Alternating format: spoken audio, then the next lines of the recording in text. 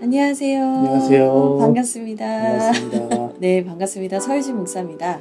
네, 최병환 목사입니다. 오늘은 어떤 이야기를 나눌까 하다가 이 설교에 대한 이야기를 좀 하면 좋겠다 이런 생각이 들었어요. 교회를 개척했을 때 개척교회 목사님들에게 가장 큰 부담이 설교잖아요. 네. 이 설교의 부담에 대해서 좀 목사님 어떤 생각을 가지고 계신지 좀 얘기 좀 해주시겠어요? 매주 이제 정기적인 예배 설교들이 있고 또 특별한 예배들이 있고 하니까 진짜 돌아서면 설교 준비가 가장 중요한 사역인 것 같아요. 그래서 하고 나면 바로 다음 설교 준비하고 새로운 걸 또 생각해야 되는 그런 부담이 있는 것 같아요. 설교는 해도 어렵다. 목회자에게도 설교 준비는 참 쉽지 않은 일이죠. 근데 어쨌거나 이 설교 준비가 부담이 될 뿐만 아니라 많은 시간을 필요로 하기 때문에 사실 개척교회 목사님들은 대부분의 사역을 혼자 감당해야 할 때가 많은데 설교 외에는 아무것도 못하는 경우가 너무 허다한 거예요. 그렇죠. 그리고 사실 목사님도 지금 설교 준비만 하시는 거잖아요. 그렇죠? 뭐 나름 다른 걸 한다고 하지만 사실 설교 준비만 해도 한 텀 끝나면 쉬려고 할 타이밍에 또 설교가 들어오니까 또 이제 그런 부담감들이 있는 거죠. 사실 이제 뭐 개척교회를 다니시는 분들의 경우에는 이제 한 분 목사님의 설교만 들어야 하는 거예요. 물론 그게 좋죠. 그럼에도 불구하고 좀 다양한 설교를 경험하고 싶은 이제 성도님들의 어떤 필요나 그냥 현실적인 상황들도 저희는 다 이해가 되는 것 같아요. 그래서 그런 모든 것들을 이제 종합을 해봤을 때 설교를 더 풍성하게 다양한 관점에서 전할 수 있다. 부부 목회가 바로 그런 일들을 할 수 있다. 그게 장점이다라는 생각이 저는 많이 들더라고요. 저희 교회 얘기를 좀 해주시겠어요, 목사님?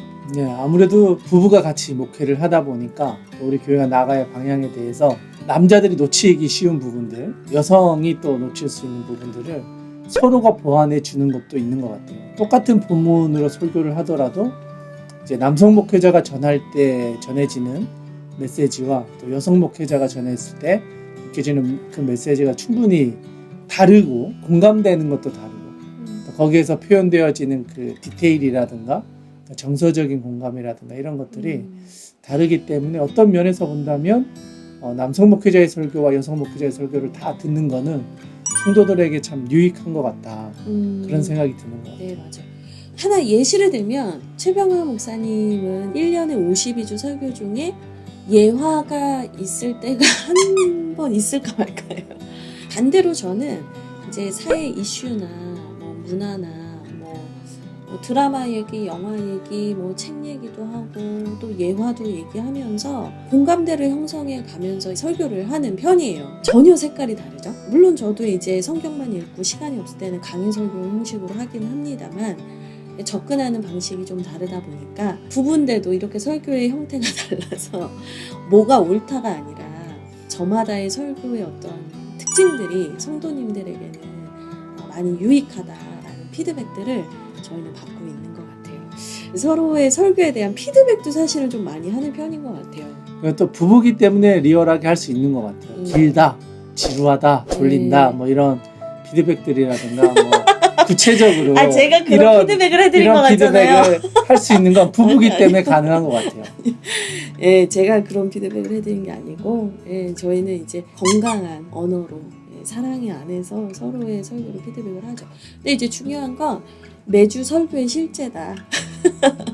그러니까 약간의 긴장도 있는 것 같아요. 둘 다 목회자이기 때문에 좋은 게 성도님들만 좋은 것이 아니라 이 목회자들끼리도 서로의 설교에 대해서 좀 성장할 수 있도록 보완할 수 있도록 좀 건강한 피드백을 해주는 거죠. 사실 배우자가 피드백을 안 해주면 이 목회자의 설교에 대해서 피드백을 해줄 사람이 없어요. 그래서 서로가 서로에게 목회자의 입장에서 말을 해주는 거죠. 서로가 서로에게 참 도전이 된다라는 생각이 듭니다. 사실 저희는 설교라는 걸 생각할 때 주일 예배 설교만 떠올리는 경우들이 있는데 팀 켈러 목사님이 이제 말하는 설교의 세 가지 차원이 있잖아요. 어떤 차원이 있는지 좀 설명을 해주실 수 있을까요? 사실 우리는 설교 그러면 강단에서 선포되는 것만 이야기하잖아요. 근데 사실 이 설교라는 게 이제 삶에서도 또 우리가 일상적인 어떤 모임이나 나눔 안에서도 사실 하나님 말씀이 선포되는 시간들이 있기 때문에 그런 점에서 본다면 먼저는 이제 말씀을 공부하는 시간, 성경 공부 네. 시간. 또 설교도 당연히 하나님께서 우리에게 주시는 말씀을 선포하는 시간인 것 같고, 또 우리의 삶의 자리가 또 설교의 영역이지 않은가. 그렇게 생각할 때 이제 팀켈러 목사님은 딱 세 가지 차원으로 말하거든요. 첫째, 주일 예배나 이런 예배 때 듣는 설교. 두 번째는 성경 공부를 통해서 선포되는 말씀. 예, 세 번째는 상 가운데서 나눔을 통해서 선포되는 말씀. 이 세 가지 차원을 얘기를 해요. 그러면 설교의 차원이 이렇게 다양한데 우리가 주일 예배 설교만 고려를 하면서 그 설교에 대해서만 집중을 하고 있다면 사실 우리가 놓치고 있는 게 너무 많은 걸 수 있는 거예요. 근데 부부 목회자가 함께 할 때 너무 좋은 게 뭐냐? 설교 부담도 줄이죠. 또 다양한 설교도 듣게 되죠. 그리고 서로의 피드백이 되죠. 또 마지막으로 우리가 놓칠 수 있는 다양한 설교의 차원들을 채워나갈 수 있다. 이런 장점이 있습니다. 훨씬 더 많은 설교의 차원이 있으니까요. 이 부부 목회를 통해서 다양한 설교의 차원들을 채워가시고 더 풍성한 설교의 자리를 만들어 가시면 좋겠다라는 생각을 합니다. 목사님 마지막으로 좀 해주실 말씀 있을까요? 네, 그런 점에서 본다면 우리 주하길 교회는 말씀 공부 PBS를 통해서 매주 함께 공부 열심히 하고 있고요. 주일 말씀을 함께 보고 그걸 통해서 설교를 기대하게 되기도 하고 또 미리 은혜를 받고 예배 시간에 하나님 말씀을 듣기 때문에 그냥 주일에 1시간 안에 있는 다 들려지는 말씀이 아니라 이미 일주일 동안 묵상을 하고 예배 시간에 선포되는 말씀을 듣고 또 그 들은 말씀을 가지고 일주일을 살아가는 거잖아요.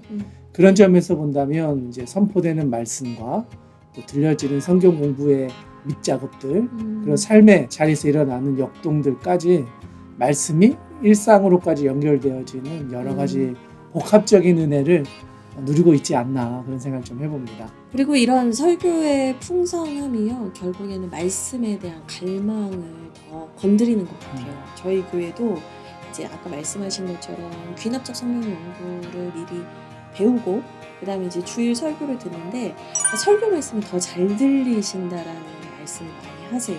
예전에는 그냥 목사님이 얘기하시니까 이렇게 쑥 듣다가 그냥 기억나는 한 가지만 기억을 했다면 이제는 다양한 차원의 설교를 경험하면서 그때 못 들었던 거, 그때 못 깨달았던 거 주일에 다시 깨닫고 또 다시 묵상하고 곱씹고 그렇게 기도하면서 저희 교회 성도님들의 어떤 말씀의 해석의 능력이라든지 갈망하심이 정말 놀랍도록 향상된 것 같아요.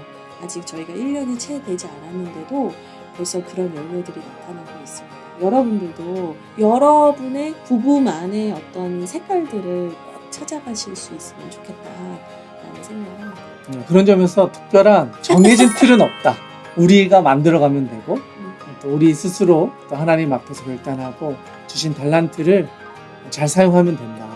그 안에서 자유롭게 다 도전해보면 좋겠다.